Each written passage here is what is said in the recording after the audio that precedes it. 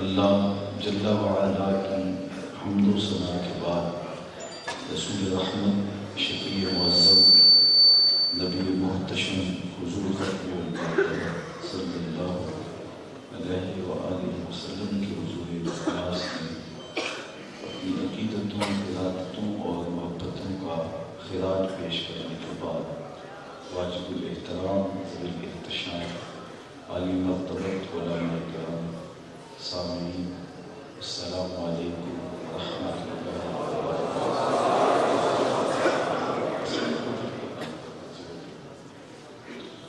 حمد و صلاۃ کے بعد عالی مرتبت سامعین، نوجوانوں سے میں پہلے بھی وعدہ کیا تھا لیکن اپنی علامت طبع کی وجہ سے حاضر نہ ہو سکا، تو میں اپنے ذمہ یہ بوجھ سمجھتا تھا۔ اللہ کا شکر ہے کہ آج مولانا صاحب آواز نہیں آ رہی باہر، تھوڑی سی آواز نہیں آ رہی باہر، تو تھوڑی سی تیز کر دی جائے۔ اللہ جل شانہ میری زبان پر کلمۃ الحق جاری فرمائے، اور جو کلمات کتاب رحمت سے میں نے تلاوت کرنے کا شرف پایا ہے، اس کی منشا کے مطابق اس کی ضروری تشریح و توضیح کرنے کی توفیق نصیب فرمائے۔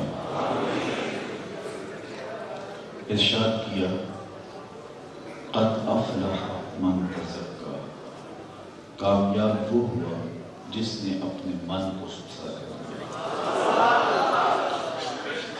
ہر شخص یہ چاہتا ہے کہ میں دنیا اور آخرت میں کامیاب ہو جاؤں۔ دنیا آخرت کی کامیابی میرا اور آپ کا مقصود زندگی ہے۔ یہ بات ذہن میں رکھیں کہ اسلام کے علاوہ کچھ دھرم، کچھ ادیان ایسے ہیں جن ادیان میں، جن مذاہب میں آخرت کو حاصل کرنے کے لیے دنیا کو برباد کرنا پڑتا ہے، دنیا کو ترک کرنا پڑتا ہے۔ جس طرح کے بخشو، جوگی، پروہر اور رشی کس قدر اپنے آپ پر جبر کر کے قرب الہی کے لیے کوشاں ہوتے ہیں، یہ ان کا ایک فلسفہ ہے، لیکن اسلام نے اس کی حوصلہ افزائی نہیں کی، اسلام نے اس کی نفی کی۔ لا رہبانیت فی الاسلام، اسلام میں اس کی گنجائش ہے، بلکہ اللہ کے محبوب علیہ السلام تشریف فرما تھے، ایک صحابی آئے جو سخت کمزور تھے، تمثیل کے لیے بیان کیا گیا چوزے کی طرح کمزور، تو حضور نے ان کو دیکھ کر کے فرمایا کہ تم نے یہ کیا حالت کی ہے، اللہ کی بارگاہ سے تم نے کوئی دعا تو نہیں مانگی تھی؟ اس نے کہا جی حضور میں نے ایک دعا مانگی۔ کیا دعا مانگی؟ عرض کی میں نے اللہ کی بارگاہ میں عرض کیا تھا، مالک آخرت کے حصے کے دکھ بھی دنیا کے ڈال اور میری آخرت صاف ہو جائے، جو مصیبتیں ہیں، آلام و عذاب ہیں، اس کی تکلیف، اس کا درد میں دنیا پہ ہی چکوں اور میری آخرت پاک صاف ہو جائے، سوسی ہو جائے، تو شاید میری دعا قبول ہو۔ اور مجھے قسم قسم کی بیماریاں ہیں، مجھے مصائب ہیں، آلام ہیں، تکالیف ہیں، اذیتیں ہیں، پریشانیاں ہیں، معاشی مشکلات ہیں، تو شاید میری دعا قبول ہو گئی ہے، تو مجھے دنیا پہ بہت زیادہ اذیتوں کا سامنا کرنا پڑ رہا ہے، ان مصیبتوں نے، ان بیماریوں نے مجھے توڑ کے رکھ دیا، اور میری یہ حالت ہے جو آپ کے سامنے ہے۔ بظاہر بڑی خوبصورت بات ہے، اللہ کے محبوب نے اس پر اس کی حوصلہ افزائی نہیں کی، بلکہ ارشاد فرمایا تو نے یہ کیوں کہا کہ آخرت کے حصے کے دکھ بھی دنیا پہ آ جائے، تو نے یہ کیوں نہیں کہا ربنا آتنا فی الدنیا حسنۃ وفی الآخرۃ حسنۃ، اے اللہ مجھے اس دنیا میں بہتریاں دے دے، آخرت میں بہتریاں۔ یہاں دنیا میں ہم ذلت سہنے کے لیے نہیں آئے، یہاں بھی عزت پائیں، یہاں بھی وقار ملے اور آخرت کی زندگی بھی اچھی ہو۔ جب کریم سے مانگا ہے تو پھر تھوڑا کیوں مانگا، صرف آخرت ہی کیوں مانگے، دنیا بھی مانگے۔ تو اس لیے اسلام میں ہمیں جو تصور دیا گیا وہ یہ ہے کہ دنیا بھی مانگو آخرت بھی مانگو، دنیا بھی اچھی ہو جائے آخرت بھی اچھی ہو جائے، دنیا بھی وقار سے گزرے آخرت بھی وقار سے گزرے۔ تو ترک دنیا کا سبق اسلام نے نہیں دیا، یہ بات ذہن میں رکھیں۔ اسلام نے ترک دنیا کا سبق نہیں دیا، غرق دنیا سے بچنے کا سبق سکھایا کہ دنیا میں غرق نہ ہو جائے، اپنے آپ کو دنیا کے سپرد نہ کر دیا جائے۔ اس کشتی کی طرح جو پانی میں رہتی ہے لیکن اپنے اندر پانی آنے نہیں دیتی، تو وہ خود بھی تیرے گی، اوروں کو بھی ترائے گی۔ تو ہمیں دنیا میں یوں رہنے کی تلقین کی گئی، اس مرغابی کی طرح جو پانی میں غوطے میں کھاتی ہے، پروں میں پانی جذب نہیں ہونے دیتی۔ تم دنیا میں رہو، دنیا تمہاری روح میں نہ اتر جائے، تم دنیا میں رہو، وہ تمہارے من میں نہ سما جائے۔ اس کشتی کی طرح جو پانی میں تیرتی ہے اور خود اور اپنے سواروں کو ساحل آشنا کرتی ہے، تم بھی دنیا میں رہو لیکن دنیا تمہارے اندر نہ رہے۔ لیکن اگر کشتی کے اندر پانی آ گیا تو پھر کشتی کو لے لے گا۔ کشتی پانی میں رہے تو خیر ہے، لیکن پانی کشتی میں آ گیا تو پانی کشتی کو لے ڈوبے گا۔ تم دنیا میں رہو تو خیر ہے، لیکن دنیا اندر آ گئی تو کچھ باقی نہیں بچے گا۔ تو دنیا کی بہتریاں یہ ہیں کہ اللہ کی رضا نصیب رہے، اور آخرت کی بہتریاں اللہ کی رضا کے ساتھ ہی وابستہ ہیں۔ تو دنیا اور آخرت دونوں جہانوں کی کامیابی ایک مومن کی زندگی کا مقصود ہے۔ وہ چاہتا ہے کہ یہ جہاں بھی اچھا رہے، وہ جہاں بھی اچھا ہے۔ اور یہ بات ذہن میں رکھیے کہ جو ہم صالح اعمال کرتے ہیں، جو نیک عمل کرتے ہیں، ان صالح اور نیک اعمال سے ہماری آخرت تو سنورتی ہی سنورتی ہے، ہماری دنیا بھی سنورتی ہے۔ مثال کے طور پہ ہمیں اسلام نے یہ کہا کہ آپ سچ بولیں گے، جھوٹ نہیں بولیں گے۔ تو اگر کوئی شخص سچ بولتا ہے اور اس کی تلقین کی گئی، آقا کریم سے پوچھا گیا کہ مومن بزدل ہو سکتا ہے؟ تو نہیں، بہادر ہوتا ہے، لیکن ہو سکتا ہے کبھی اس سے بزدلی بھی ہو جائے، آخر بشری تقاضی ہے۔ پھر کہا گیا کہ مومن بخیل ہو سکتا ہے، کہا نہیں، سخی ہوتا ہے، لیکن ہو سکتا ہے کبھی اس سے بخل کی سرزد ہو جائے۔ اور پھر پوچھا گیا مومن جھوٹا ہو سکتا ہے؟ فرمایا جھوٹا نہیں ہو سکتا۔ یہ پکی بات ہے کہ مومن جھوٹا نہیں ہو سکتا، جھوٹ سے مومن کا کیا تعلق؟ اور جب کوئی شخص جھوٹ بولتا ہے تو حدیث پاک میں آتا ہے اس کے منہ سے بدبو نکلتی ہے، جس سے اللہ کے فرشتے 1 میل تک پیچھے ہٹ جاتے ہیں۔ تو رحمتوں کے فرشتے اس کے پاس نہیں۔ ہمیں ترغیب دی گئی، سچ ہدایت ہے، سچ روشنی ہے، سچ جنت کی طرف لے جاتا ہے، سچ نجات دیتا ہے۔ ہمیں سچ کی تلقین کی گئی، لیکن اس سے صرف ہماری آخرت ہی نہیں سنورتی، دنیا میں سنورتی۔ اگر کوئی بندہ سچ بولتا ہے اس کا اعتماد قائم ہوگا، لوگ اس پہ اعتماد کریں گے، لوگ اس پہ بھروسہ کریں گے، اس کی کہی ہوئی بات معتبر کہلائے۔ تو سچ کہنے سے آخرت تو سنورتی ہی سنورتی ہے، دنیا بھی سنور جائے گی۔ اسی طرح ایک شخص غیبت نہیں کرتا، جھوٹ نہیں بولتا اور دیگر برائیاں نہیں کرتا تو اس کی آخرت تو سنورتی ہی سنورتی ہے، دنیا میں بھی وہ ایک خوشگوار زندگی گزارتا ہے۔ تو ہمیں فلاح کے لیے اپنے من کی صفائی، اپنے باطن کی پاکیزگی اور طہارت کا سبق دیا گیا ہے۔ اللہ اکبر۔ اگر ہمارا من صاف نہیں ہے تو اپنے ظاہر کو مل مل کے بھی دھو لیں گے تو پھر کیا فائدہ ہوگا؟ آج ہماری ساری توجہ اپنے ظاہر کی صفائی پہ لگ گئی اور باطن ہمارے اجڑ گئے، باطن ہمارے میل سے ہٹ گئے۔ باہو علیہ رحمہ بولے، دل کالے نالوں منہ کالا چنگا، جن یہ رمز پچھانے۔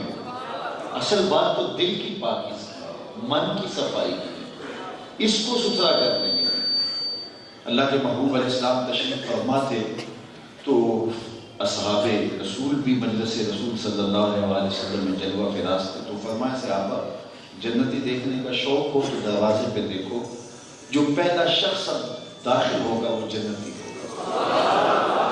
صحابہ کہتے ہیں ہم نے دیکھا کہ ایک بوڑھا شخص آیا، تازہ وضو کی وجہ سے اس کے آثار وضو چمک رہے تھے اور بائیں ہاتھ میں اس نے جوتا پکڑا ہوا تھا۔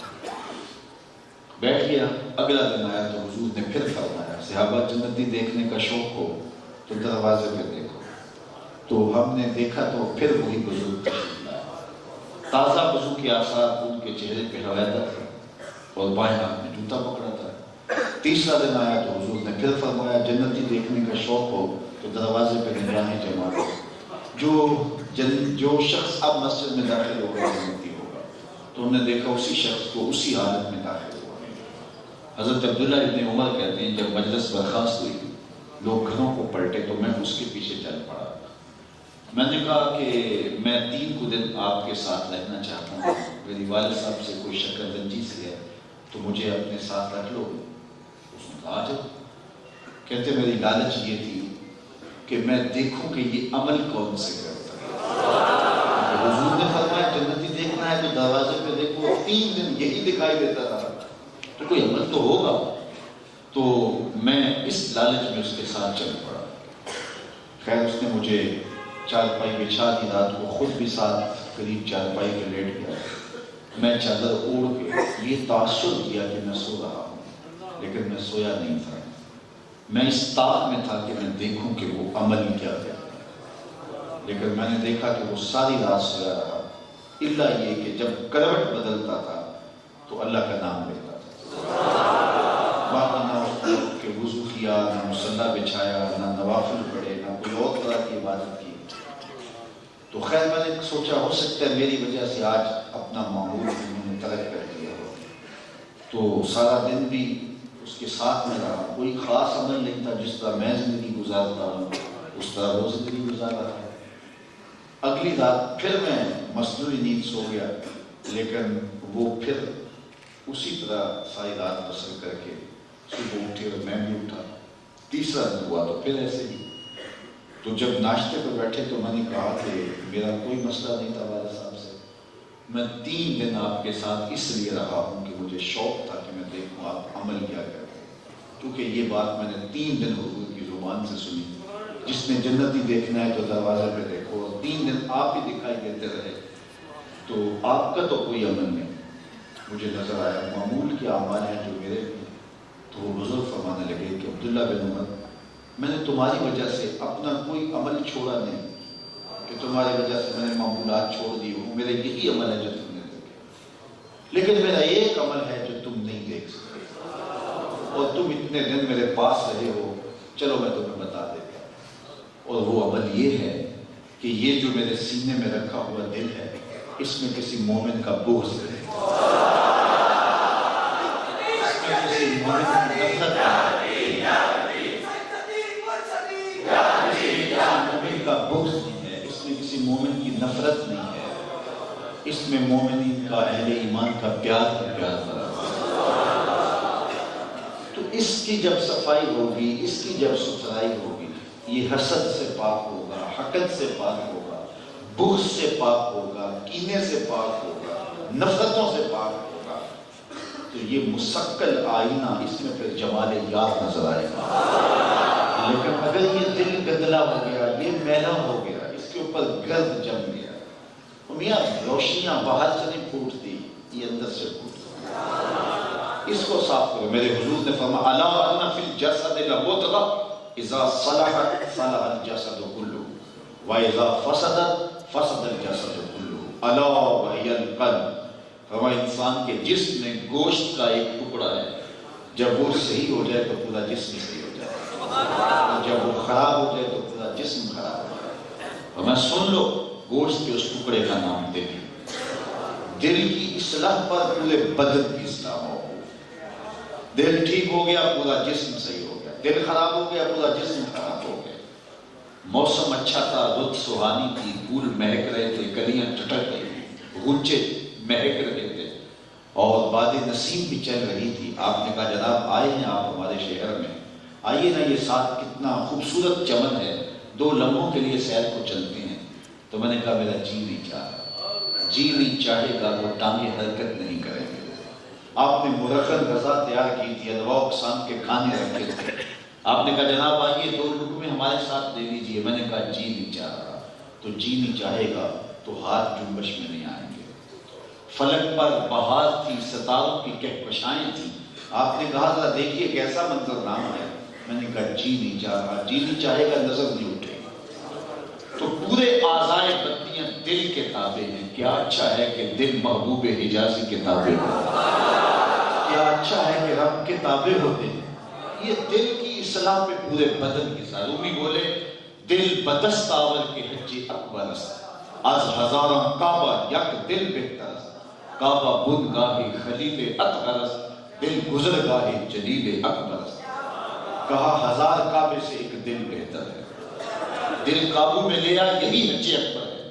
ہزار کعبے سے ایک دل بہتر ہے. وہ کیسے؟ کہا کہ جو کعبہ ہے وہ حضرت ابراہیم خلیل کی گزرگاہ ہے اور دل رب جلیل کی گزرگاہ ہے. اس کو قابو میں لے آؤ، اس کو کنٹرول میں کر لو. بلے شاہ اٹھتیاں پھڑنے بیڑا گھر بیٹھے ہیں اور پڑھے رہے. کہتے ہیں کہ کعبے کی ہاں گل نہیں مکتی جو دلوں نہ مکا. اس کی صفائی کرو، اس کو مانجو، اس کے اوپر سے میل اتارو، اس کے اوپر سے زنگ اتارو، اس کو مسطل کرو، اس کو آئینے کی طرح شفاف کرو. پھر دیکھنا کہ اس میں جمال یار بھی دکھائی دیتا ہے، جمال حبیب بھی دکھائی دیتا ہے. یہ جامع جم سے زیادہ روشن ہے. یہ کائنات کے صغیر کہتے ہیں صوفیہ اس کو. کہتے ہیں پوری کائنات کو اگر اس کا خلاصہ تیار کیا جائے تو سمٹ کے انسان کا دل بنتا ہے، اور دل کو پھیلایا جائے تو پوری کائنات بنتی ہے. اسی کو بابو نے کہا نا بچے بیڑے بچے چھیڑے بچے منج مہانے ہو 14 طبق دلے دے اندر تمبو وانگوں تانے ہو. دل دریا سمندروں ڈوبے کون دلا دیا جانے. تو یہ دل ہے، اس کی اصلاح پر پورے بدن کی اصلاح ہو. ہمیں یہ کہا گیا اپنے اندر کی صفائی کرو. اصلاح کا آغاز اپنی ذات سے ہوتا ہے. ہم جب اصلاح کرنے بیٹھتے ہیں تو اوروں کی اصلاح کرتے ہیں.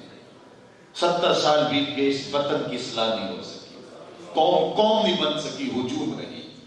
آئیے ہم جس بھی گوشے اور جس بھی گلی اور کوچے میں چلے جائیں، جس بھی شعبہ حیات میں چلے جائیں، اصلاح ہوئی کیوں نہیں؟ اس لیے کہ ہم اصلاح کا آغاز باہر سے کرتے ہیں. اصلاح کا آغاز اندر سے ہوتا ہے. یہ دل لٹ گیا تو پھر کیا اصلاح ہوگی؟ تو ہم کس سے اصلاح کریں گے؟ رب نے بھی کہا قد افلح من تزکا. کامیاب وہ ہوا جس نے اپنے من کو صفا کیا، جس نے اندر کے میل کھرچ لیے، جس نے باطن کی صفائی کر لی، جس نے اس دل کو صاف کیا، اس کو مل مل کے دھویا، اس کے اوپر سے زنگ اتارا. اب دل کا زنگ کیسے اترے گا؟ اب یہ تو ہم نے طے کر لیا کہ باقی اعضاء کا نور تو دل کے نور سے. اچھا شیطان بھی جب قبضہ جماتا ہے تو وہ دل پہ جماتا ہے. اس کا پہلا حملہ دل پہ ہوتا ہے.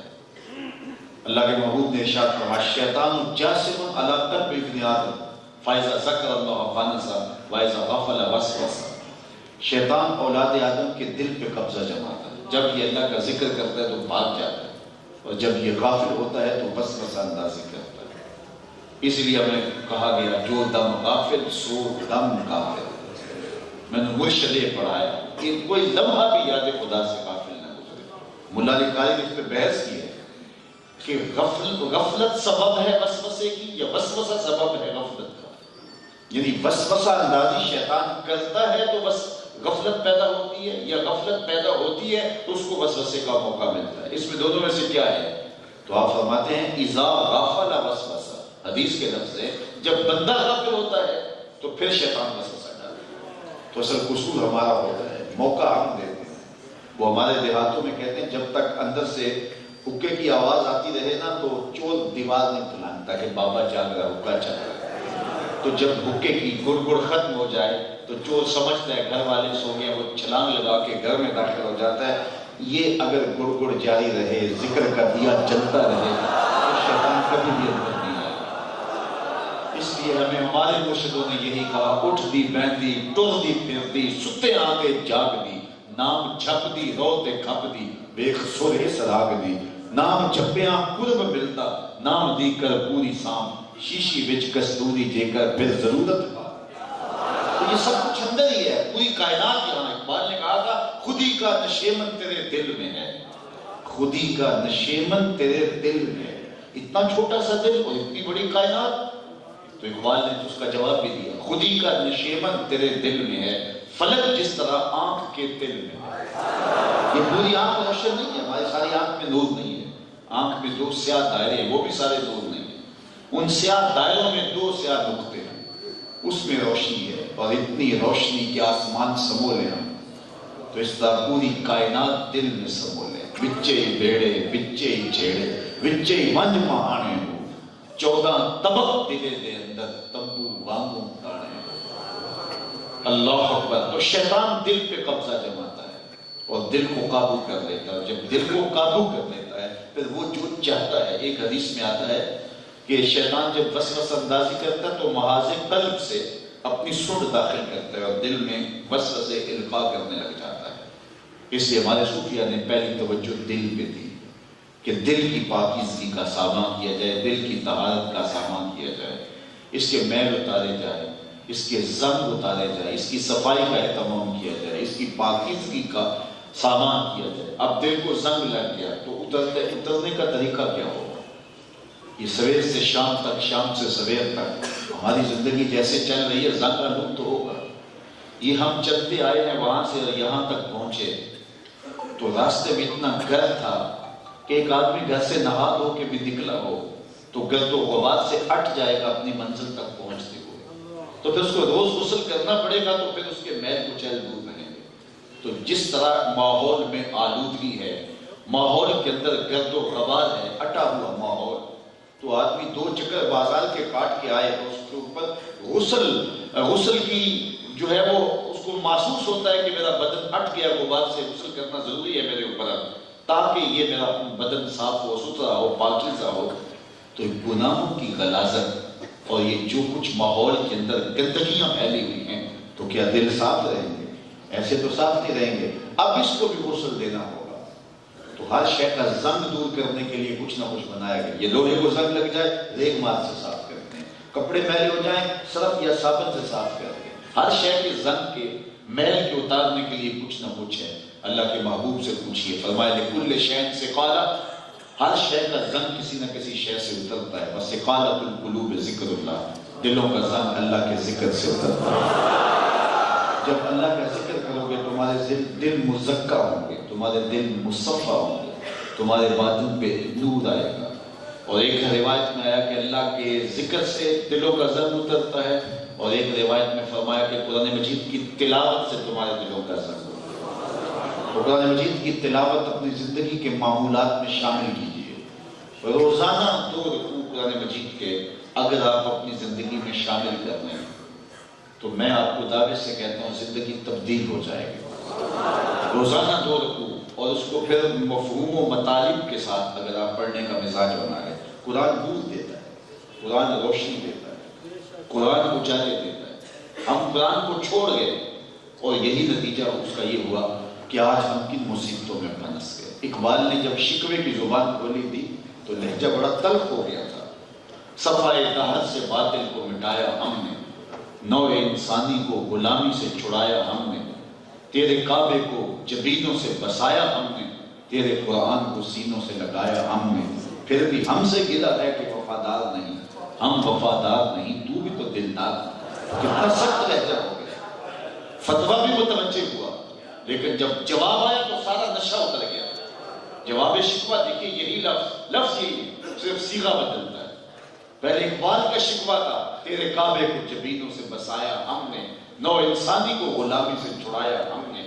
اب اس کا جواب آتا ہے اللہ اکبر، صفائے دہر سے باطل کو مٹایا کس نے، نو انسانی کو غلامی سے چھڑایا کس نے، میرے کعبے کو جبینوں سے بسایا کس نے، میرے قرآن کو سینوں سے لگایا کس نے، تھے تو آباب تمہارے مگر تم کیا ہو، ہاتھ پہ ہاتھ دھرے منتظر سردار کو، ہر کوئی مست مئے ذوق تن آسانی ہے، تم مسلمان ہو یہ انداز مسلمانی ہے، حیدری فقر ہے نئے دولت عثمانی ہے، تم کو اسلاف سے کیا نسبت روحانی ہے، وہ معزز کے زمانے میں مسلمان ہو کر تم خار ہوئے ہو تار کے گھرا، تمہاری پستی، زبوحالی، ذلت، نکبت، رسوائی اس لیے ہے کہ تم نے قرآن کے نام کو چھوڑ دیا، تو در در کی رسوائی تمہارا مقدر بن گیا۔ آج اس کتاب کو تھام لیں، پستیوں سے اٹھا کے رب بلندیوں پہ رکھ دے گا۔ کافر لگتے کیا ہیں اس کے، وَأَنْتُمْ لَعَلَوْنَ إِن كُنْتُمْ مُؤْمِنِينَ، میرے رب کا وعدہ ہے مومن بن کے دکھاؤ، عزتوں کا تاج میں تمہارے سر پہ رکھوں گا۔ بنو تو صحیح، عزتوں کا تمہارا ہے، وہ تم سے چھین کے لے گئے ہیں، لے گئے فرزند میراث خلیل. کشت بنی آدے کلیسا بن گئی خاک حجاز. وہ تم سے لے کر گئے ہیں. مسلم آئین کافر ہوا تو ملے حور و قصور. وہ مسلم آئین ہوئے ہیں اور تم جب اپنے اسلاف کو چھوڑ دیا, قرآن کو چھوڑ دیا, قرآن کے دامن کو چھوڑ دیا, قرآن کی تلاوت کو چھوڑ دیا. اگر قرآن رکھا بھی ہے تو اقبال نے کتنی ستھری تنقید دی ہے, اللہ اس کی قبر پہ کروڑوں رحمتیں نازل. بندے صوفی و ملا اسیری حیات از حکمت قرآن نگیری. بآیاتش ترا کار جزی نیز کیا یاسین او آسان ببیری. اقبال کہتا ہے تو جاہل صوفی اور کاہل ملا کے ایسے بندے میں پھنسا کہ تو نے قرآن سے زندگی تلاش نہیں کی. معاف کیجئے, پیر نے قرآن سے نہیں جوڑا, ذات سے جوڑا ہے. اس نے تو فنا فی اللہ, فنا فی مرشد سے فنا فی رسول تک پہنچانا تھا, اور پھر فنا فی اللہ کی منزل تک پہنچانا. وہ خود بیریئر بن گیا, اس نے آگے جانا ہی نہیں دیا. اور مولوی نے بھی قرآن نہیں بتایا, اس نے بھی لوگوں کو الجھا کر کے رکھ دیا. اللہ اکبر. میں سب کی بات نہیں کر رہا, اپنے بھی خفا مجھ سے ہیں, بیگانے بھی ناخوش کہ میں زہر حلاحل کو کبھی کہہ نہ سکا کن. بات وہی کہتا ہوں, سمجھتا ہوں جسے حق میں تہذیب کا فرزند. بندے صوفی و ملا اسیری. صوفی اور ملا نے تیرے سے زیادتی کی ہے, تجھے اپنی خواہشات کا اسیر کر لیا ہے. تو قرآن سے زندگی تلاش نہیں کی. ہاں تیرا قرآن سے تعلق ضرور ہے. وہ کیا؟ بآیاتش ترا کار جزی نیز. قرآن کی آیتوں سے تجھے صرف اتنا کام, جب تیرے بوڑھے کی روح اٹک گئی تو سورہ یاسین لے کے گیا. اب کر تلاوت اس کی, اور اس کی روح آسانی سے نکلے. اقبال کہتا ہے اس میں کوئی شک نہیں کہ اس کی روح آسانی سے نکلتی ہے, اس کو فائدہ پہنچتا ہے. لیکن مجھے افسوس تیرے پہ کہ تو نے قرآن سے بھی مرنا ہی سیکھا, کاش قرآن سے جینا سیکھا. اس کا حرف حرف زندگی بخش ہے, لفظ لفظ حیات آفری ہے. یہ تو مردہ قوموں کو زندگی دیتا ہے, اور تم نے اس کتاب سے اپنے تعلق کو کمزور کر دیا. اور آج گلی گلی رسوائی کرا ہوگا. یہ وقت بھی ہم نے دیکھا تھا, یہ گھڑیاں بھی ہم نے دیکھی تھی. 56-57 اسلامی ملک ہوں اور ہماری بیٹیاں غیروں کے در پہ. بیت المقدس کو یہودیوں کا مرکز بنائے جانے کی سازش کی جا رہی, اور ہم 56-57 اسلامی ملک ہوں. کیسے؟ یہ وقت بھی آنا تھا, یہ لمحے بھی آنے تھے, یہ گھڑیاں بھی آنی تھی. آج کشمیر کی بیٹیاں چیخ چیخ کے پکاریں اور ہم ان کی مدد کو نہ پہنچ سکیں. آج فلسطین کے اندر معصوم بچیوں کے ساتھ ظلم و جبر کی انوکھی داستانیں رقم کی جائیں اور ہم ان کی مدد کو نہ پہنچ سکیں. کوئی آنکھیں بادشاہ اج قبرہ بچوں بول, اج کتاب عشق دا کوئی اگلا ورقہ بول.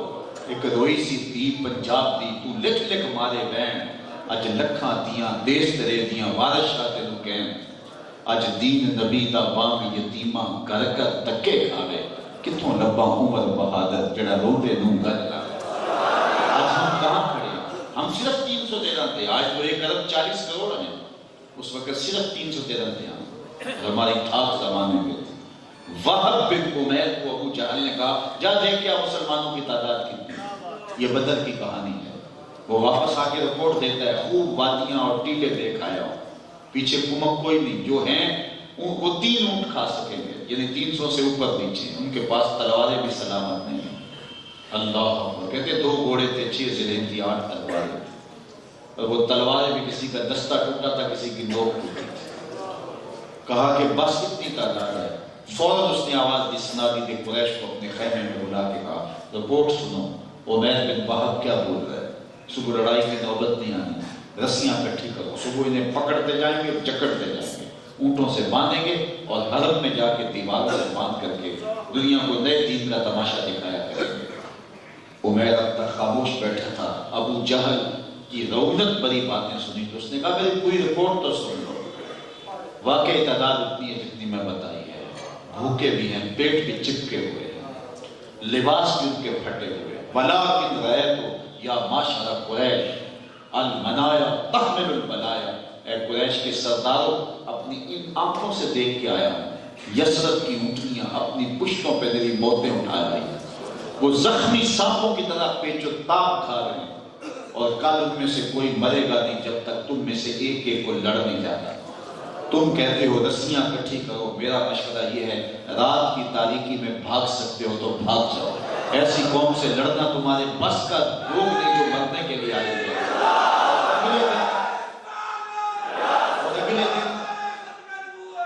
اور اگلے دن عظیمت کی جو انوکھی داستانیں اہل ایمان نے رقم کی تھی، میرے رب نے اس دن کو یوم فرقان کیا۔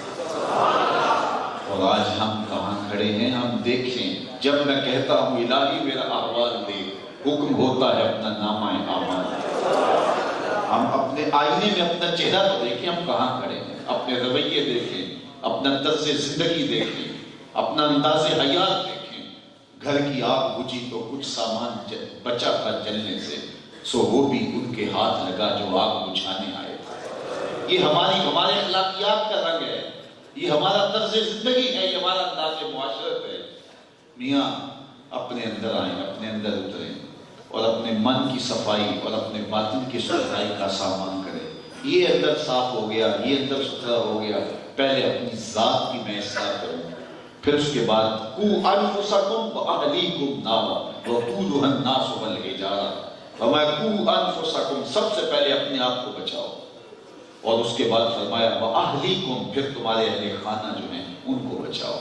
میرے حضور نے بھی جب تبلیغ کا آغاز کیا تو پہلے حضرت خدیجہ الکبریٰ سے تبلیغ کا آغاز کیا، سید نجی المرتضیٰ سے تبلیغ کا آغاز کیا، پھر بڑے تو دوستوں میں آئے، سیدنا صدیق اکبر سے آغاز کیا، پھر حکم ہوا وَأَنذِرْ عَشِيرَتَكَ الْأَقْرَبِينَ، آپ کے جو قریبی رشتہ دار ہیں ان سے بات کیجئے، ان کو تبلیغ کیجئے۔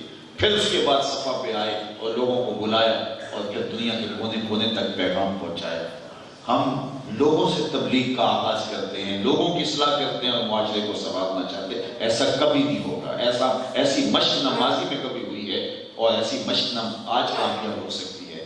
میں اپنی ذات کی اصلاح کروں، اللہ اکبر، میں اپنے اندر کو سنواروں، میں اپنے من میں چھان کر کے دیکھوں، میں اپنے باطن کو سنواروں۔ میں سنور گیا تبلیغ نہ بھی کروں، میں گلی سے گزروں اور مجھے دیکھ کر کے لوگ اپنی ذمتیں درست کریں۔ ہر شخص اپنے آپ کو صاف کرے، اپنے اندر کی پاکیزگی کا سامان کرے۔ قد افلح من تزکا، کامیاب وہ ہوا جس نے اپنے من کو ستھرا کیا۔ وذکر اسم ربہ فصلی، اور پھر اللہ کے نام کا وظیفہ پڑھا، رب کے نام کی تسبیح بولی، اس کے نام کی پکار کی، اس کا ذکر کیا۔ ذکر کیا ہے؟ حقیقت ذکر رفع الغفلہ، غفلت کا زائل ہو جانا۔ کوئی لمحہ بھی ایسا نہ ہو جب بندہ اس سے غافل ہو کہ میں مخلوق ہوں اور میرا کوئی خالق ہے، میں مرغوب ہوں اور میرا کوئی رب ہے، میں کسی کا دست نگر ہوں، میں خواہشات اور آرزوؤں کا بندہ نہیں، مجھے جس نے پیدا کیا ہے اس کا مقصد تخلیق ہے، مجھے پیدا کرنے کا کوئی مدعا تھا۔ اَيَحْسَبُ الْإِنسَانُ أَن يُتْرَكَ سُدًى، انسان کیا گمان کرتا اسے سدا چھوڑ دیا جائے گا؟ سدا عربی میں ایسے اونٹ کو کہتے ہیں جس کی مہار اس کی گردن پہ ڈال دی جائے اور اس کا آقا، اس کا جو مالک اسے چھوڑ دے۔ اس اونٹ کو جس کو ہم کہتے ہیں شتر بے مہار، اس کو عربی میں سدا کہتے ہیں۔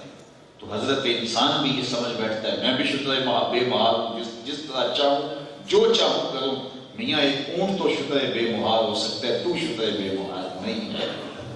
تیری بات کسی کے ہاتھ میں ہے، تو زندگی کسی کے حکام کے مطابق گزارے گا، تو اپنی خواہشات کو کسی کے قدموں میں قربان کرے گا، اپنی آرزوؤں کو کسی کے راہ میں نچھاور کرے گا۔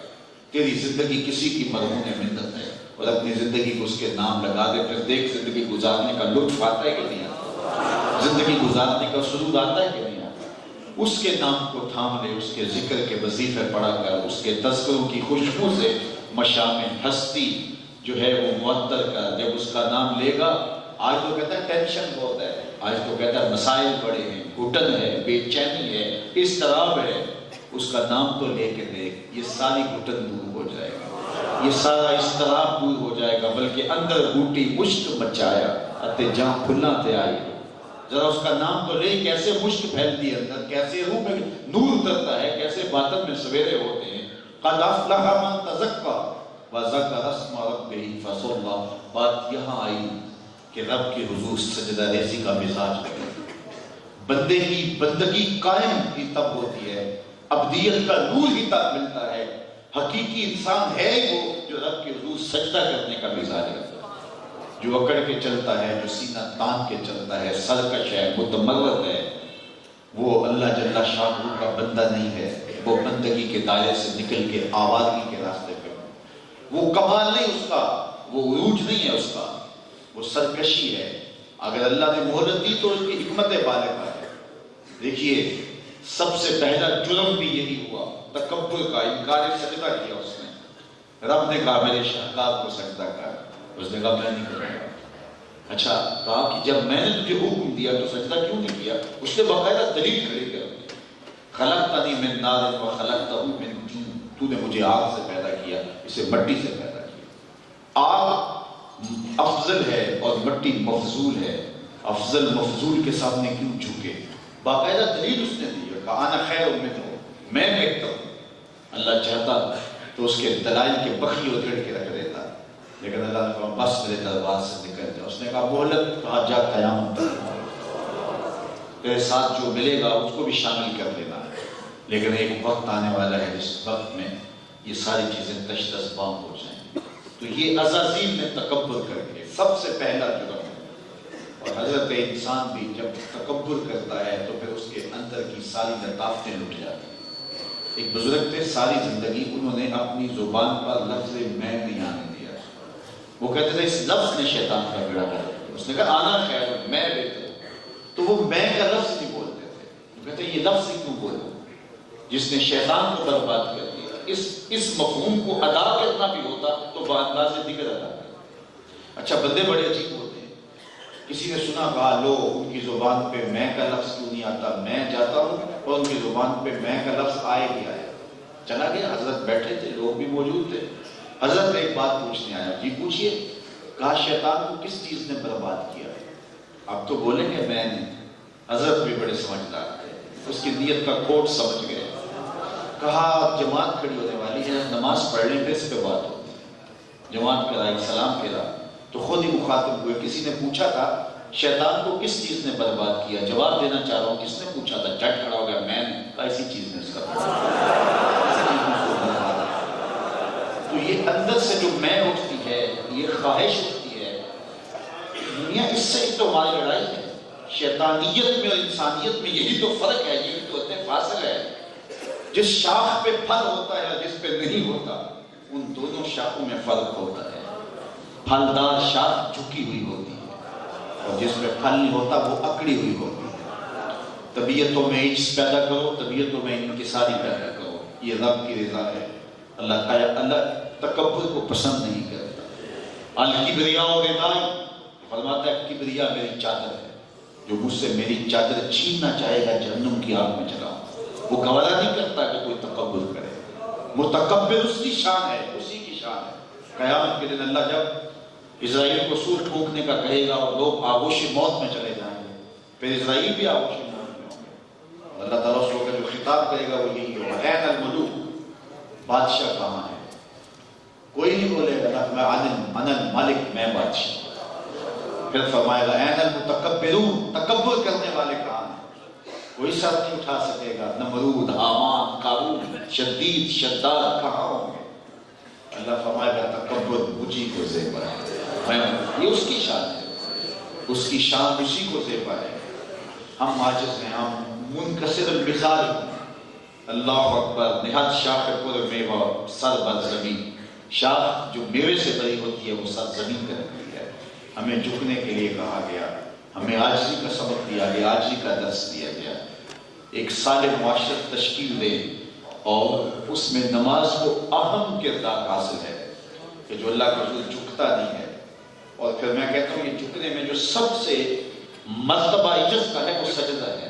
اقصی غایت التذلل، سب سے زیادہ جو جھکاؤ ہے، سب سے زیادہ عاجزی ہے وہ سجدے میں ہے، چونکہ انسان کی اشرف اعضاء سر میں ہے۔ دیکھنے کی قوت آنکھیں سر میں، بولنے کی قوت زبان سر میں، سوننے کی قوت ناک سر میں، چکھنے کی قوت زبان سر میں، سننے کی قوت کان سر میں، سوچنے کی قوت دماغ سر میں، سب کچھ سر میں، اور سر مالک کے طرف۔ پیشانی بھی رگڑ رہا ہے، ناک بھی رگڑ رہا ہے، اس سے بڑھ کر تو کوئی ذلت کا اور عجز کا مرتبہ نہیں نہ ہو سکتا۔ یہ ہے اس کا عجز، اور زبان سے کیا کہتا ہے؟ سبحان ربی الاعلی، مالک مجھ سے عاجز کوئی نہیں، تیرے سے اعلیٰ کوئی نہیں۔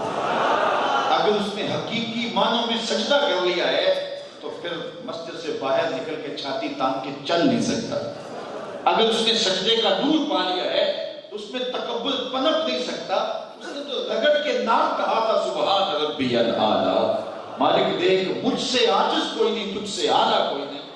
لیکن اگر اس نے نماز بھی پڑھی ہے اور پھر باہر جا کے کر کے چل رہا ہے، تو اس طرح لوگ مسجد میں ٹوپیاں پہن کے واپسی پہ ٹوپی چھوڑ کے چلے جاتے ہیں، نماز بھی چھوڑ کے چلا گیا، نماز بھی مسجد میں چھوڑ گیا۔ فویل للمصلین الذین هم عن صلاتهم ساہون، خرابی ہے ان نمازیوں کے لیے جو اپنی نماز سے آگاہ نہیں ہیں۔ ان کی نماز انہیں کیا سبق دیتی ہے، کیا درس دیتی ہے؟ نماز عشاء میں اللہ سے عہد کیا، یہ دعائے قنوت رب سے عہد ہے نا، اور اس میں کیا کہا؟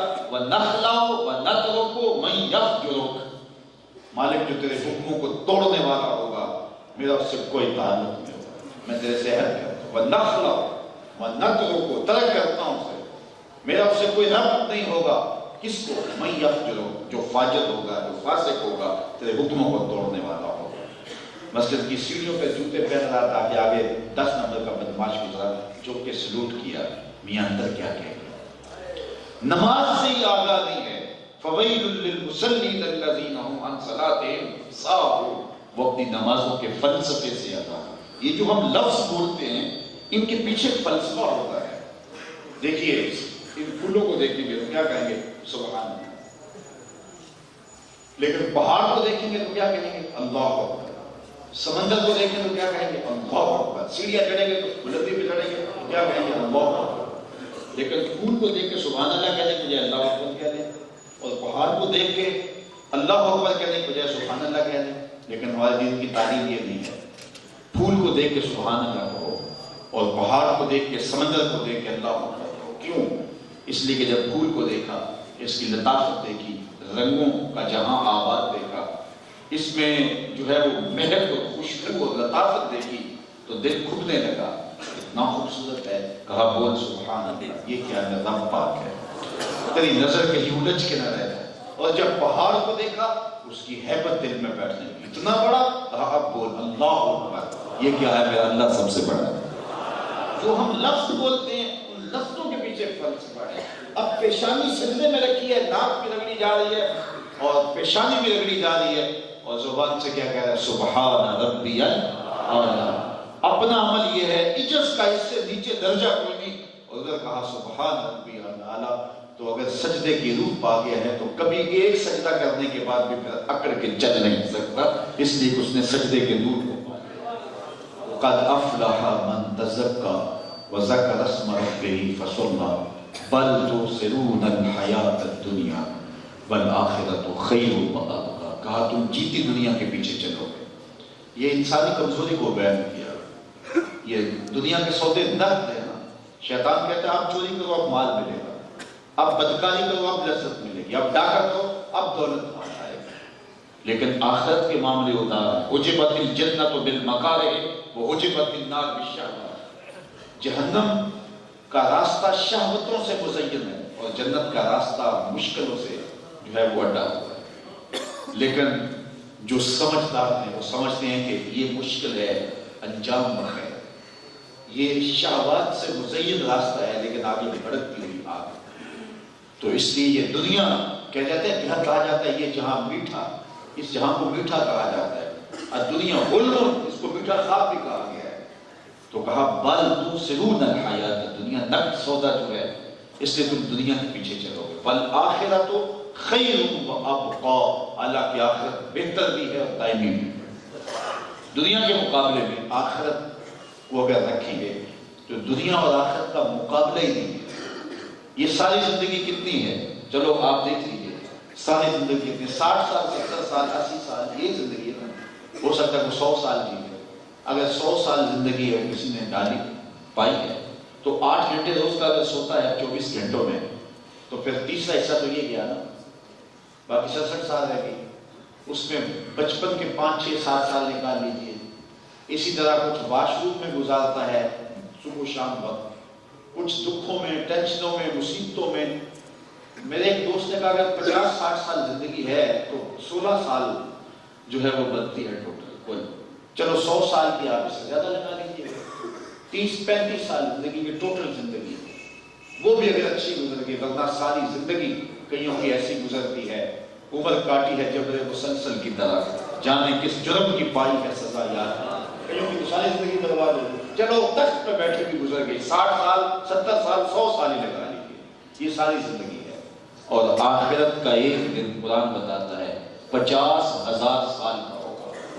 50 سال کا نہیں, 50-100 سال کا نہیں, 50,000 سال کا. یہ ساری زندگی 50 سال کی, 60 سال کی, اور آخرت کا ایک دن 50,000 سال کا. مقابلے کیا ہے, اور یہ صرف ایک دن ہے. اس کے بعد موت کو مینڈے کی شکل میں لا کے ذبح کر دیا جائے گا, اور نہ ختم ہونے والی زندگی شروع ہو جائے گی.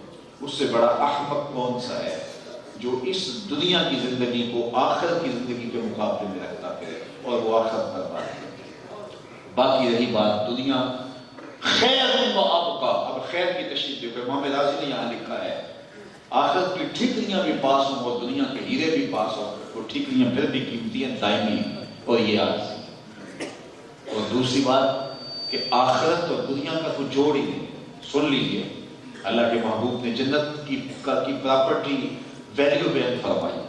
ہر جگہ کی پراپرٹی ویلیو ہوتی ہے. آپ کے شہر سے کوئی 4-10 کلومیٹر دور کسی دیہات کے اندر 5 ایکڑ فروخت کر کے یہاں آپ کا کوئی مرکزی چوک جو ہے وہاں اگر خریدیں تو ہو سکتا ہے 1 کنال آئے. وہاں 5 ایکڑ اور یہاں 1 کنال, اور یہاں کا 1 کنال اگر فروخت کریں تو گھنٹہ گھر کے پاس ہو سکتا ہے 2 مرلے کی دکان ملے. تو فرق ہے نا جگہ جگہ کا. اور سب سے زیادہ قیمتی ریٹ جو ہے, سب سے زیادہ قیمتی جگہ کہتے ہیں حرم کے آس پاس. ہو سکتا ہے وہ بیچے تو وہاں 2 فٹ جگہ نہ ملے. اب جنت کا پراپرٹی ریٹ اللہ کے رسول بیان کرتے ہیں. سنیے حضور نے کیا فرمایا, جس کو جنت میں ایک عصا رکھنے کی جگہ مل گئی, ایک کوڑا رکھے, ایک ڈنڈا رکھنے کی جگہ, صرف اتنی جگہ اگر کسی کو جنت میں اتنی مل جائے, دنیا و ما فیہا سے میرے حضور نے فرمایا وہ جگہ قیمتی. برِ اعظموں پہ پھیلا ہوا یہ جہاں, مالیاتی اداروں کے پاس جو کچھ ہے, سمندر کی تہوں میں جو موتی ہیں, پہاڑوں کی کوکھ میں جو سرمائے ہیں اور معدنیات ہیں, صحراؤں کے دامن میں جو کچھ ہے, لوگوں کے پاس جو ذاتی جو ہے وہ وسائل ہے, سارے ایک پلڑے میں رکھ دیے جائیں, اور ایک پلڑے میں ایک جگہ جنت میں جو ایک ڈنڈے جتنی جگہ ہے اس کو رکھ دیا جائے. میرے حضور فرماتے ہیں پھر بھی قیمتی ہے. کیا قیمت ہے اس کی.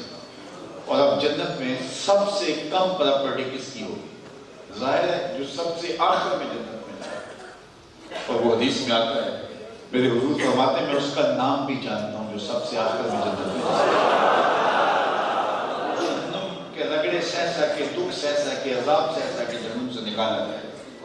اور جب جہنم سے نکالا جائے گا تو اللہ تعالیٰ جل شانہ سے بلائے گا. بخاری شریف کی روایت ہے, اللہ فرمائے گا کہ میرے بندے بتا تجھے کیا چاہیے. تو ظاہر جس نے جہنم کے رگڑے سہے ہوں گے اور سب سے آخر میں نکلا ہوگا, اس نے تھوڑے جرم تو نہیں کیے ہوں گے, لیکن پھر بھی بڑی حسرتیں رہ گئی ہوں گی. وہ غالب نے بات نا, ہزاروں خواہش میں ایسی خواہش پہ دم نکلے, بہت نکلے میرے ارمان لیکن پھر بھی کم نکلے. تو وہ کہے گا مالک یہ مجھے عطا کرتے. اللہ فرمائے گا لا کا ما تمنیتا, جو تیری تمنا جا میں تجھے سب کچھ دے دوں. خواہش پوری ہو گئی, اب جا جنت میں چلا گیا. اللہ اکبر. اب جنت میں اس کی تو آج ہوئی ہے سایہ دیواریں, جنت میں بھی جگہ مل جائے تو غنیمت ہے. جہنم سے نکل کے آیا, چلو جنت کے اندر بھی چلا جاؤں تو وہ 1.5 مرلے کی کٹیا مل جائے تو کافی ہے, لیکن اس کو اللہ فرمائے گا جا جنت میں چلا جا, اور اس دنیا سے 10 گنا ہے جگہ تیرے نام. اس دنیا سے 10 گنا. تو اس کو حیرت کا جھٹکا لگے گا, وہ کہے گا اتصو وانت الملک, میرے رب تو رب ہو کے مجھ سے مذاق کر رہے. اس کو حیرت ہوگی, میں پھاڑا, میں جہنم کے دھکے کھا کے آنے والا, اور مجھے دنیا سے 10 گنا جگہ ملے گی. تو وہ کہے گا اتصو وانت الملک, میرے رب تو رب ہو کے بادشاہ ہو کے مجھ سے مذاق کر رہا ہے. فضحک النبی حتی بدت انیابہ, حضور اتنا مسکرائے اس حدیث کو بیان کرتے کہ صحابہ نے حضور کی داڑھیں دیکھی. اس بندے کو یقین ہی نہیں آئے گا کہ مجھے اتنا کچھ لیا جائے گا. میں تو ایک ہمسائے کا دباتے ہوئے, دیوار رکھتے ہوئے سب کچھ برباد کر دیا, آخر داؤ پہ لگا دی, یہاں مجھے اتنا کچھ دیا جا رہا ہے، اس دنیا سے 10 گنا جگہ، تو وہ کہے گا تسخر وانت الملک، بادشاہ ہو کہ تم مجھ سے مذاق کر، اللہ فرمائے گا نہیں جا تیرے لیے، تو جو جنت میں جائے گا تو سب اتنی جگہ اس کے پاس ہوگی۔ یہ کس کی پراپرٹی ہے؟ یہ کس کی پراپرٹی ہے؟ جو سب سے آخر میں، ہمارے پنجابی میں کہتے ہیں پھاڑا، جو سب سے آخر میں جائے گا یہ اس کی پراپرٹی ہے۔ داتا گنج بخش علی حجویری کی جاگیروں کا عالم کیا ہوگا؟ بابا فرید بنت شکر کی جاگیروں کا عالم کیا ہوگا؟ پھر تابعین اور اصحاب رسول کی جاگیروں کا عالم کیا ہوگا؟ یہ اس کی جاگیر ہے جو سب سے آخر میں جنت میں جاتا ہے۔ کتنا بے وقوف ہے جو آخرت کو دنیا کے لیے برباد کرتے ہیں۔ بل تؤثرون الحیات الدنیا والآخرۃ خیر وابقیٰ ان ھذا لفی الصحف الاولی۔ کہ یہ صرف ہم قرآن میں ہی بیان نہیں کر رہے، جو پچھلی کتابیں نبیوں کی اتری ہم نے ان میں بھی یہ سب کچھ بیان کیا ہے۔ صحف ابراہیم و موسیٰ، حضرت ابراہیم پر جو صحیفے نازل ہوئے، حضرت موسیٰ پر جو صحیفے نازل ہوئے، یہ سب کچھ ہم نے وہاں بھی لکھا ہوا ہے۔ اب تمہاری مرضی ہے کہ تم کس دنیا کو اختیار کرتے ہو۔ یہ دنیا بھی عیش کی جیو، لیکن وہ برباد نہ ہونے دو۔ اب تمہاری ترجیح وہ دنیا ہو، یہ دنیا ترجیح نہیں ہے۔ جہاں جتنا رہنا ہے اتنا گزارا کرو۔ میں دنیا کے مختلف مقامات پہ جاتا رہتا ہوں تو وہاں میں دیکھتا ہوں کہ پاکستان میں 2 کنال کا بنگلہ ہوتا ہے، اور وہاں ایک چھوٹا سا کمرہ ہے، وہاں 5 لڑکے رہ رہے ہوتے ہیں۔ تو میں ان کو کہتا ہوں آپ یہاں کوئی مکان کیوں نہیں خرید لیتے 2 کنال کا؟ تو مجھے ہنس کے کہتے ہیں یہاں ہم نے کون سا مستقل رہنا ہے، ہمارا مکان پاکستان میں بہت بڑا ہے، کیونکہ ہم یہاں سے کما کے وہاں بھیج رہے ہیں، انویسٹمنٹ وہاں کے لیے کر رہے ہیں۔ تو میں انہیں کہتا ہوں یہی تو میں سمجھانے آیا ہوں کہ جہاں جتنا رہنا ہو وہاں اتنا ہی ٹھکانہ کیا جاتا ہے، وہاں اتنی تیاری کی جاتی ہے۔ تو جہاں جتنا دنیا پہ رہنا ہے اتنا سامان دنیا پہ کرو، اور جتنا آخرت میں رہنا ہے اتنا وقت آخرت کے لیے دو۔ ایسا نہ ہو کہ جہاں رہنا ہی نہیں ہے وہاں ساری زندگی گزارو۔ آج وہ اس کی رحمتیں پکار رہی ہیں، یا ایھا الانسان ما غرک بربک الکریم۔ وہ کہتا ہے وہ بھٹکے ہوئے انسان بھول گیا ہے، تو گھر کا رستہ بھول گیا ہے، آنا تو کہاں تھا، بھٹک میلہ دیکھنے آیا تھا میلے میں کھو گیا، تو گھر کا رستہ ہی بھول گیا ہے۔ تو کہا آجا پلٹ کے، آج آپ بھی آجا، ما غرک بربک الکریم، آجا تیرا رب بڑا ہی کریم ہے، وہ معاف کر دے گا۔ وہ یہ نہیں دیکھے گا کہ تو ماضی میں کتنے گناہ کیے۔ اللہ اکبر، آنا تو تم نے ہے ہی، پھر جو کفن میں منہ چھپا چھپا کے آتا پھرے گا۔ اچھا نہیں ہے کہ خود کھلے منہ آ جائے، پھر جو لوگ تجھے اٹھا کے لے آئیں گے۔ اچھا نہیں ہے کہ اپنے قدموں سے چل کے آ جائے۔ آجا میرے روحوں کے دروازے تیرے لیے کھلے۔ اور ذرا انداز دیکھیے، ساری دنیا کے شہد نچوڑ دو، اتنی مٹھاس پیدا نہ ہو جتنی لفظوں میں رکھی گئی ہے۔ ما غرک بربک الکریم، او بھاگنے والے، او سرکش، او متکبر، او میرا در چھوڑ کے جانے والے، آجا پلٹ کے، تیرا رب بڑا ہی کریم ہے۔ ذرا یوں بھی آواز دی جاتی ہے، یوں بھی پکارا جاتا ہے۔ وہ کبھی آپ نے دیکھا ہوگا کوئی نالائق بچہ گھر چھوڑ کے بھاگ جاتا ہے، وہ تو شاید کسی ہوٹل میں برتن مانج کر کے اپنے پیٹ کی آگ بجھا رہا ہوتا ہے، لیکن ماں کے حلق سے نیچے لقمہ نہیں ہوتا، باپ کو قرار نہیں آ رہا ہوتا، اس کے دوستوں کو پوچھتا پھرتا ہے، وہ نکمہ تمہیں تو نہیں بتا کے گیا، رشتہ داروں کو فون کرتا پھرتا ہے، وہ یہاں تو نہیں آیا۔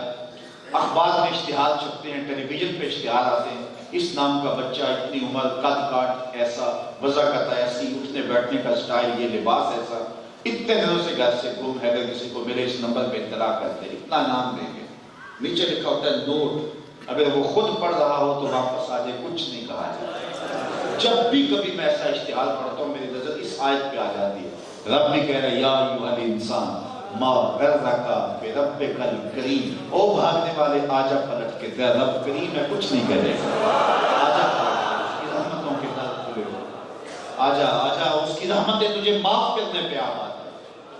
بازار میں ایک فقیر کھڑا تھا، رو رہا تھا، کسی نے گزرتے ہوئے روک کے کہا بابا کسی نے مارا ہے، تنگ کیا ہے؟ کہا نہیں کوئی ایسی بات نہیں، تو کیوں رو رہے ہو؟ کہا لوگوں کے رویے نے بتا دیا۔ کیا مطلب؟ کہا بازار سے گزرا، ان کو دنیا میں کھوئے ہوئے دیکھا اور ان کے اعمال دیکھے تو میرے دل میں ترس جاگا، تو میں نے سوچا رب سے بات کی جائے، تو میں نے یہ سوچا ان بندوں کی رب کی صلح کروا دی، تو میں نے پھر اس سے بات کی، آواز آئی لے آئے ان کو میرے در پہ، ایک آنسو سے معاف کر دوں۔ میں بڑا خوش ہوا اور میں نے ان سے کہا آؤ نا اس کے در پہ، تو یہ الٹا میرا مذاق اڑاتا ہے کہ جا بابا کام کر، تجھے کیا پتا دنیا داری کیا ہوگا، کہاں سے آ گیا ہے، جا جا کام کر۔ تو وہ معاف کرنے پہ آمادہ ہے، وہ معاف کرنے پہ آمادہ ہے، یہ بات نہیں میری سن رہے، الٹا میرا مذاق اڑا رہا ہے، مجھے ان کے رویے سے رونا ہے۔ خیر اگلے دن وہی بابا قبرستان میں رو رہا ہے، تو وہی شخص گزرا تو سواری روک کے پھر چلا گیا، کہا بابا بازاروں میں بھی روتا ہے، قبرستانوں میں بھی روتا ہے، کیا ماجرا ہے؟ تو کہا کہ میرا ماجرا کل والا یہ ہے۔ کہا کیا مطلب؟ کہا کل بازار سے گزرا، ان کو دیکھا، میرا خیال ہوا بندوں کے رب کی صلح کروا دوں، پھر میں نے اس سے بات کی، وہ تو مان گیا تھا، وہی نہیں مانتے تھے، آج مایوس ہو کے ادھر آ گیا، میرا خیال ہے اب ان کی رب سے صلح کروا دوں۔ تو کہا پھر آج کیا بنا؟ کہا آج یہ مان گئے ہیں، وہ نہیں مان رہا، آج وہ مان رہا ہے، رحمتوں کے دروازے کھلے ہیں، کل وہ نہیں مانے گا، وقت پر کافی ہے ایک قطرہ بھی آب خوش نام کا، جل گیا جب کھیت برسا بھی تو پھر کس کا۔ قیامت کے دن تو لوگ قرآن بتاتے نا ہاتھ کاٹیں گے، کیا فائدہ ہوگا؟ آج اگر ہم اس راہ پہ آ جائیں، آج سا بھی نہیں کھلے راہ بھی نہیں، ان کو کا دکھڑے ٹکڑے تو پویں تے راستے کھل جاتے، کر بیٹھیاں پینڈے مکنے دیں۔ آج اگر ہم توبہ کی دہلیز پہ آ جائیں، اس کی رحمت آمادہ ہے ہمیں معاف کرنے کے لیے، لیکن غفلت کے پردے چڑھ گئے اور ہمارے من کے اوپر اس قدر غلاستیں آ گئی کہ ہم کہتے ہیں ٹھیک ہے یہ جہاں ڈٹھا اگلا کس نے، یہ جہاں مٹھا اگلا کس نے ڈٹھا۔ میاں کتنوں کو قبرستانوں پہ خود کندھوں پہ اٹھا کے چھوڑ آئے، یہ ڈوبتا ہوا سورج روز کیا کچھ بتاتا نہیں ہے؟ آؤ زندگی کا ایک ایک لمحہ مالک کی راہ پہ گزار دینے کا عزم کریں۔ اللہ مجھے آپ کو اپنی رحمتوں کے سائے میں رکھے، جس شوق و وارفتگی کے ساتھ، جس محبت کے ساتھ آپ لوگوں نے سماعت کیا، اللہ آپ کو اس کی بہتر جزا عطا کرے۔ عالی مرتبت علماء تشریف لائے، حوصلہ افزائی کی، سب کو خیر دے۔ انجمن طلبہ اسلام کے نوجوانوں نے جن جذبوں کے ساتھ اس پروگرام کا انعقاد کیا، ان کو بھی اللہ اس کا بہتر صلہ دے۔ اب سب جماعت سے نماز پڑھیں گے، میرا اعلان کیا گیا جماعت کا، لیکن میں مسافر ہوں۔